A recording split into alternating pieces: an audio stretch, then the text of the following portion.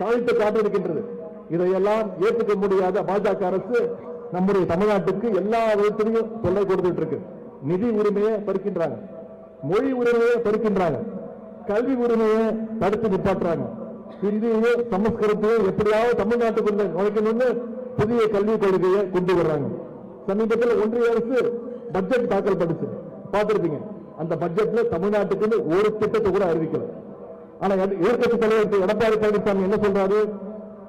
ஒன்றிய அமைச்சர் பட்ஜெட்டை முழுசா படிச்சு கூட முடிக்கல. படிச்சு முடிக்கிறதுக்கு முன்னாடியே எதிர்கட்சி தலைவர் திரு எடப்பாடி பழனிசாமி வாழ்த்து சொல்றாரு, என்ன மிகச்சிறந்த பட்ஜெட் அப்படின்னு.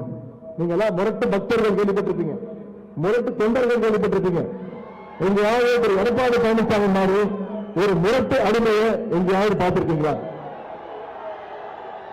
ஜாதிக்கு ஏற்ற மூடின்னு சொல்லுவாங்க, மோடிக்கு ஏற்ற அடிமையாக என்று திரு எடப்பாடி பழனிசாமி அவர்கள் ஒரு சிறந்த அடிமையாக விளங்கிக் கொண்டிருக்கிறார்.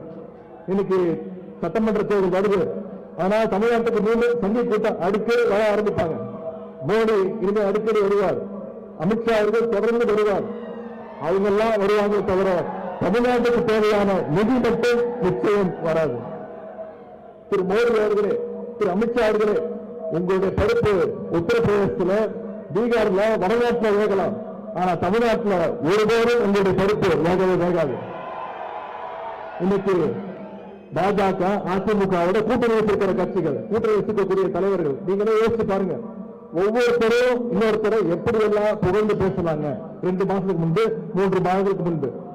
நான் என்ன சொன்னாங்கன்னு மட்டும் சொல்றேன், யார் பேசினாங்கன்னு நீங்களே கண்டுபிடிச்சுக்கோங்க. இப்ப கூட்டணி இருக்கக்கூடிய ஒருத்தர் சொன்னார், திரு எடப்பாடி பழனிசாமி அவர்களோட கூட்டணி வைக்கிறதுக்கு பூக்களை தொங்கிடலாம். சொன்னது யாரு?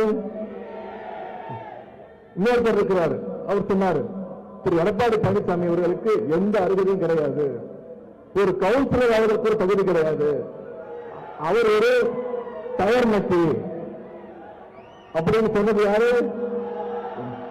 இந்த லட்சணத்துல தமிழ்நாட்டுக்கு டபுள் இன்ஜின் சர்க்கார் என்று திரு மோடி சொல்றாரு.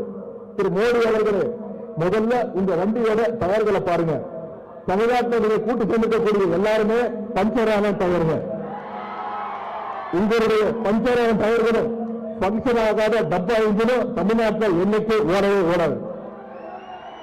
இன்னைக்கு எடப்பாடி பழனிசாமி மிகப்பெரிய ஒரு அடிமையாக, பாஜகவுடைய அடிமையாக வலம் வந்து கொண்டிருக்கிறார். இவங்க இப்படி இன்னொரு பக்கம் யாருக்கும் எந்த பயனும் இல்லாம ஒரு கோஷ்டி சுத்திட்டு இருக்கு. ஒரு சட்டம், ஒரு கொள்கை, லட்சியம், ஒரு கோட்பாடு எதுவுமே இல்லாம, அப்படின்னா என்னன்னே தெரியாம ஒரு கூட்டம் சுத்திட்டு இருக்கு. அரசியல் ஏதோ என்டர்டைன்மெண்ட் கூப்பிட்டுறாங்க. அவங்களுக்கு இளைஞர் தமிழ்நாடு நீங்க சொல்லணும், அரசியல்னா மக்கள் பணினா என்டர்டைன்மெண்ட் கிடையாது, அது ஒரு கமிட்மெண்ட், அது ஒரு டெடிகேஷன் என்பதை நாம திமுக இளைஞர்கள் தமிழ்நாடு நம்ம ப்ரூவ் பண்ணி காட்ட வேண்டும்.